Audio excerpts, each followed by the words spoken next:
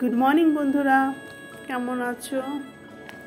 আজকে আমার রেসিপিতে আছে সই পিঠে, আর আমাদের এখানে বলে চুষি পিঠে। তো দেখো, প্রথমে আমি চালের গুঁড়িটাকে গরম জলে করে নিয়েছি। এবার এটাকে আমি ভালো করে মেখে নেব। নিয়ে আমি বেশ কিছুক্ষণ রেখে দিয়েছিলাম। তো এবার আমি ছোট ছোট করে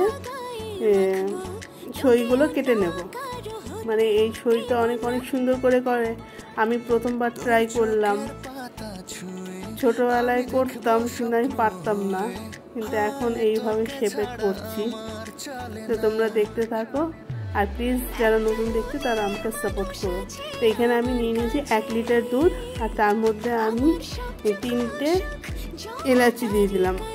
দিয়ে এবার ভালো করে আমি দুধটাকে ফুটাবো।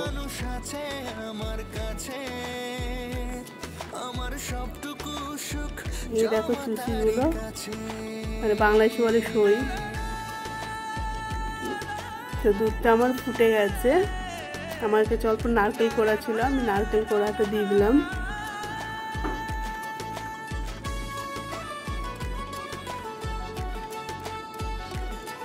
দুধটা ফুটে এসছে। তো এবার আমি সই পিঠেগুলো এর মধ্যে দিয়ে দিচ্ছি। আমাদের এই ইন্ডিয়াতে চুষি পিঠে বলে। তো এবার আমার দেওয়া হয়ে গেছে। সামান্য আমি লবণ দিয়ে দিলাম। দিয়ে এবার খুব ভালো করে নাড়তে হবে, যাতে নিচে লেগে না যায় বা দলা পেকে না যায়।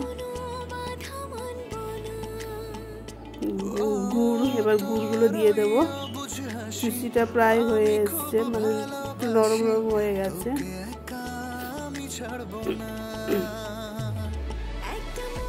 এবার গুড়টাকে দিয়ে দিচ্ছি। পুরোটা গুড়ের উপরেই করেছি, ওই জন্য গুড়টা একটু বেশি পরিমাণে দিয়েছি। এবার খুব ভালো করে নাড়তে হবে। আমার পিঠেটা প্রায় হয়ে এসেছে। তো তোমাদের কেমন লাগলো বন্ধুরা জানিও। আর প্রথম থেকেই যারা দিচ্ছে তাদের অসংখ্য ধন্যবাদ। আর প্লিজ সবাই পাশে থেকো। এবার আমার পিঠেটা পুরো রেডি হয়ে গেছে। আমি এরকম ঘন অবস্থায় বন্ধ করে দেবো, কারণ এটা পায়েসের মতনই। বন্ধ করে দিলে আর একটু জমে যাবে। খেতে ভীষণ টেস্টি হয়েছিল।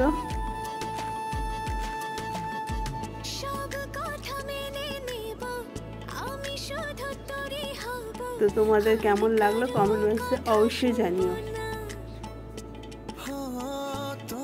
সবাই ভালো থাকবেন, সুস্থ থাকবেন। দেখা হবে নেক্সট ভিডিওতে। Thank you.